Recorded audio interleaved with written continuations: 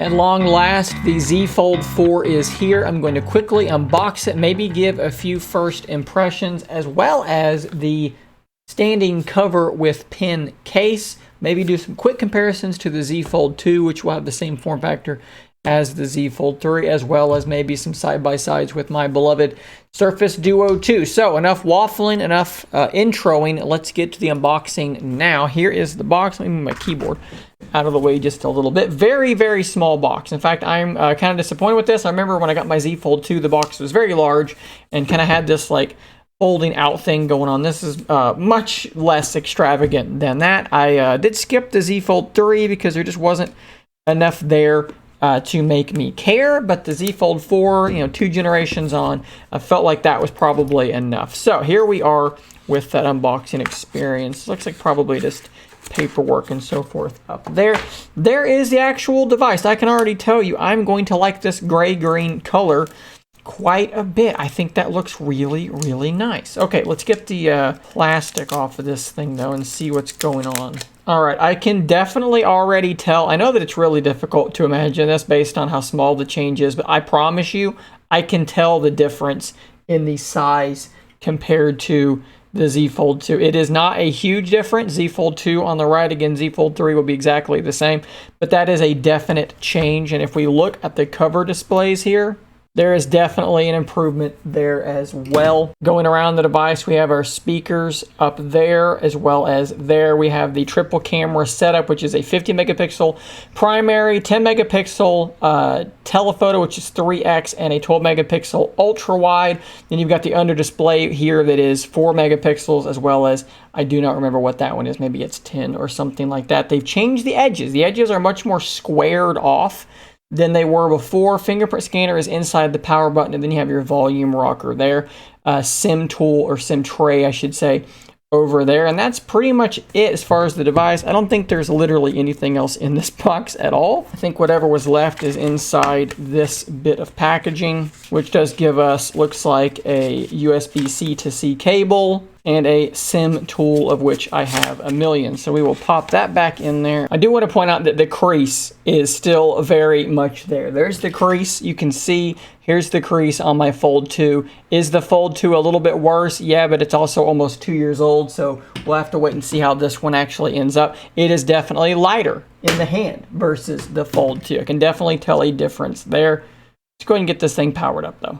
And while we're doing that, we'll take a look here at the standing cover with the S Pen. Pretty cool that it does actually come with the pin, and this case was not something I had to pay extra for with my pre-order. So that is pretty neat. So there's the case, and I reckon there's the pin. So let's set that aside. We'll get to moving on this. You can see there the split keyboard by default, which is nice. I had no idea what this was, but now I understand. This is a tool to replace the tips on your S Pen. I was getting very confused by this, but now I see it's the tool to pull out the tips and some extra tips. Okay. As for the case itself, it looks like one side will sort of just snap on like a normal case.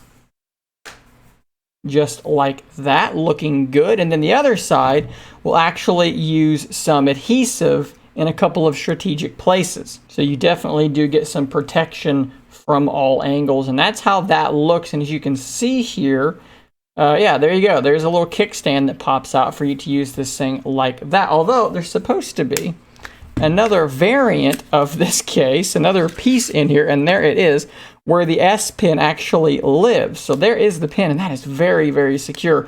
And I think you're supposed to be able to, hey, first fold here, and that's actually stiffer than what I'm used to.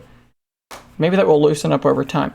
You're supposed to be able to pop this out like that, and then pop your pin in, and now you've got your pin with you wherever you go versus having a kickstand. It'll be interesting to see which one I decide to go with. Let's open this back up and let's get signed into Google here. So the case has sort of a plasticky feel to it. It's very matte feeling, which the finish of the phone is matte as well. It's not particularly grippy. It's not as slick as like a glass foam, but it's definitely not as grippy as I was hoping. And you can see how fast that is. I am actually totally okay with the side-mounted fingerprint scanner in the power button. I actually really like that location. It is very, very fast. So let's take a look at that cover display here. How do I feel about that?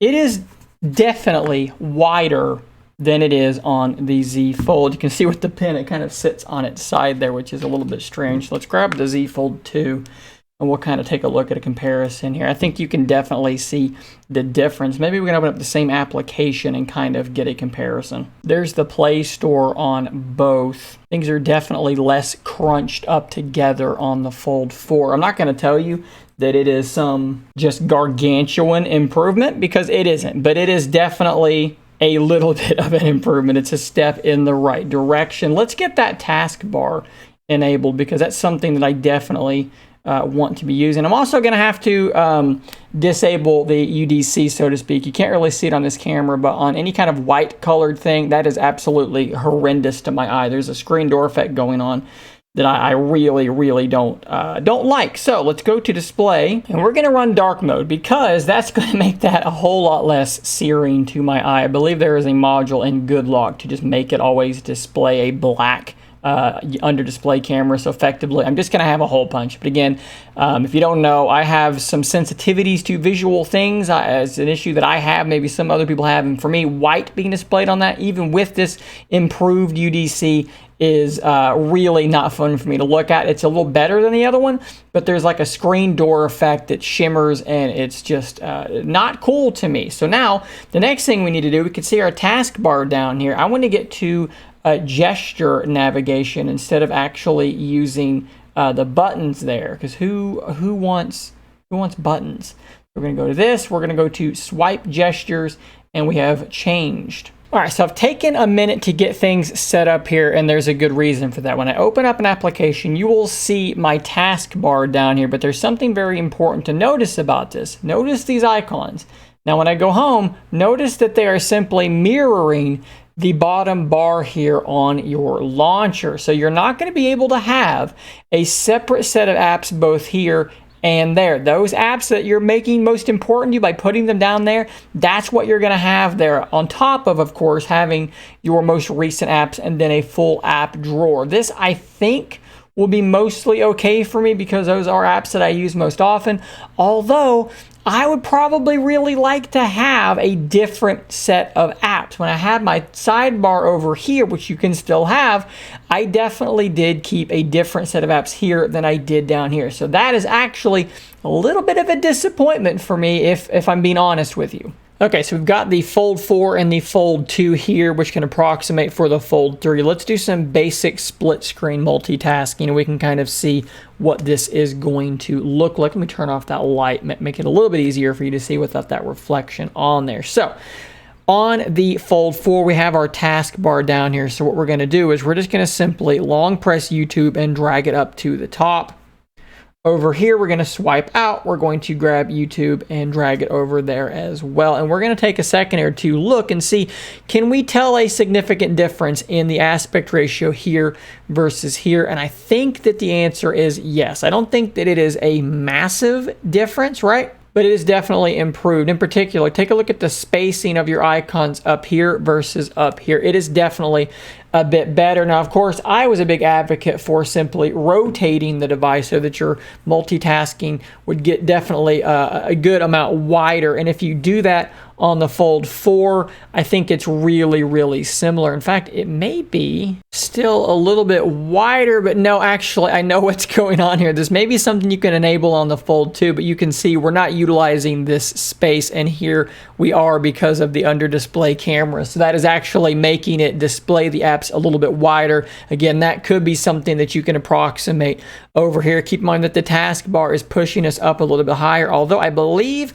yes, you can long press that and get rid of it, and then I think maybe a long press again brings it back. Now, as I said, I am a Surface Duo 2 user, so there's going to be lots of comparisons here, because these two devices are the absolute two best devices for multitasking. So obviously, the biggest difference here is this is two screens, this is one screen. So when we have our one screen unlocked and open there, my home screen on the exterior screen has not been set up yet, so ignore that. That is an absolutely colossal difference. Let's launch the two apps that we have available to us here. And you will see how just gargantuan a difference that is. And I actually am one of those weird people that like the wider screen on the Duo 2. This is more of something you're just going to use to quickly respond to a text message. This is not. This is something I actually really like using. Now, if we open the thing up, and of course we allow ourselves to do the same thing here, you will see some big differences here. So obviously the one big screen is bigger than the one screen, if you're using one screen on Surface Duo 2, but of course you have the ability to quickly launch a second application. So that's what we've done there. Now let's quickly launch the same application on the Z Fold 4, but of course it's not one of the ones that are on there. So I'm gonna have to go into my app drawer, long press it, and then open it up. And you can see here once I sign in. Okay, there you can see how big of a difference that is. Look at the width that you get on Duo 2 versus the width that you get here. Of course, if you do rotate the Z Fold, it's not that far off, right? You wind up being in a relatively similar place. You have the taskbar at the bottom to quickly jump between the apps you have pinned here. And then, of course, you do have your sidebar here, which I believe maybe you can't pin it. You used to be able to pin it. Maybe there's a way to actually still be able to do that. But you do still have access to even more apps that you can quickly grab over there. So we're going to need much more time to go in depth with this comparison. But you can kind of see there briefly what we're looking at. Now, as I've said, I am not like a big user of styluses because I have terrible handwriting, but I have one now. So let's pull out this stylus and actually take a look at it. Man, I can't believe how hard that is to pull out of there. That is unbelievable. So let's see how this works. Does it automatically recognize it? Do I have to pair it? So I've got my little floating dot already that you can maybe see there. You can see it on the back, on the black background there a little bit. We have this button here. I guess this gives us all sorts of things we can do. Create note, view all notes, smart select, which I believe that lets you it's like the snipping tool on Windows. That is very, very cool. I'm going to like that a lot. Can I not do this? Can I say never mind? I think I did. Guys, I legit don't know anything about this. There's other things you can add to it, I guess. Screen write. So that's just going to take a screenshot and then let you let you write on top of it should you want to do that. Let's discard. I'm going to definitely need more time with the pen to see if there are in fact use cases that make sense to me, things I'm going to want to be doing, or if I'm just going to switch to the stand, because I definitely do like having a stand on my device. Maybe there's a way to rig a stand onto this case and have the best of both worlds.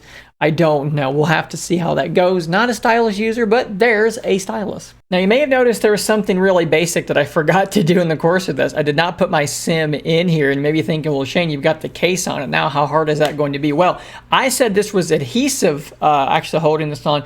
It is not adhesive. It is actually just kind of a grippy material, and I should be able to just sort of pop that right back off pretty easily. So, like I said, I thought that was adhesive like Surface Duo uses. It's not. It's just sort of a grippy material. So what we're going to do the thing, guys. We're going to pop the SIM out of my, as I said, my beloved Surface Duo 2, and we're going to put it into the Z Fold 4. SIM tray coming out. SIM card there from Mint Mobile. Pop out the SIM tray here on the Fold. Of course, no micro SD expansion on either of these devices, but in particular on the Fold, because that's the one we're unboxing. Let's pop that in. And let's pop this bit of case back on. Service provider update, restart and switch. It makes you automatically restart in order to get that going. Case popped back on, and we are off and rebooting. So overall, I've had just a little bit of time with this thing, and I mean, look, it's a Z Fold. It feels really, really nice in the hand. I'm gonna have to use it a lot to really get to know if that cover display is as big of an improvement as I was hoping it was. At first glance, I think it's going to be an improvement. Do I think it's going to be, as I said earlier in the video, some earth-shattering, life-altering difference? No, probably not. But if it's a little bit easier to thumb type on for somebody like myself, that's going to be a step in the right direction. As you saw, that change, slight as it may be, that change to the aspect ratio does make the multitasking a little bit more palatable to me. So maybe all of these things combined will make for a device that, who knows, maybe it'll be able to keep me permanently permanently away from my Surface Duo. Definitely stay tuned to the channel to find out if that does happen. Tons of very, very in-depth videos coming on these subjects as the days go on. Guys, thanks for watching. Don't forget to subscribe for more. I'll see you on the next one. And until next time, stay nerdy, my friends.